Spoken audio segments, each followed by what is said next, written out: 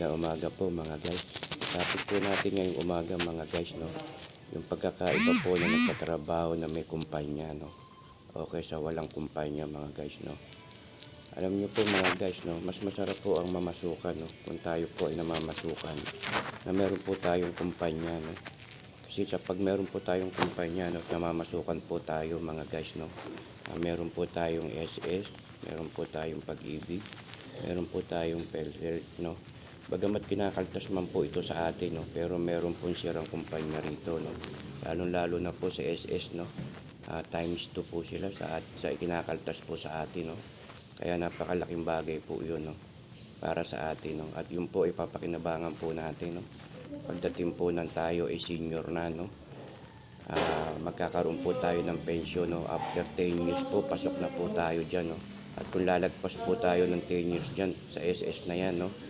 Ay may by bracket na po yung ating magiging pension every year, no? Pagdating po natin ng tayo yung mga senior na, no? Tapos pagdating naman po sa Pag-ibig mga guys, no?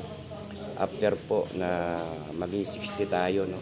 Lahat po ng hinulog natin, pinaltas sa atin o hinulog natin sa Pag-ibig, pati po yung share ng kumpanya sa Pag-ibig, ay makukuha po natin ng buong buo yan mga guys.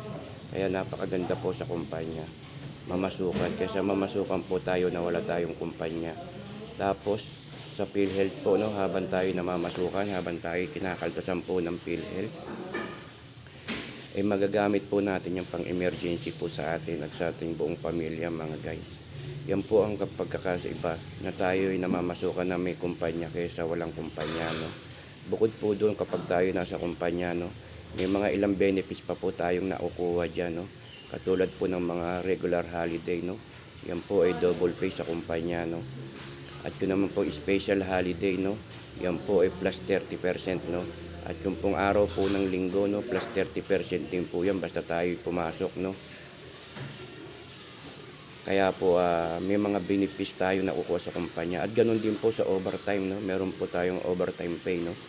Pagkatapos po ng 8 oras, no, at nag-overtime po tayo kung hanggang anong oras tayo inabot, no, yan po ay bayad ng kumpanya sa atin. Yan po yung mga karagdagang income po sa atin na nakukuha natin sa kumpanya, no? Kaya kung tayo po yung mamamasukan, siguro po yung pinakamaganda mga guys ay humanap na po tayo ng kumpanya kaysa mamasukan po tayo na wala tayong kumpanya mga guys. O paano po mga guys, yun lang po ang aking mai-share ngayon at maitatapik. Magandang umaga po sa inyong lahat. At ingat po tayo saan man tayo naroon. Babay na po mga guys.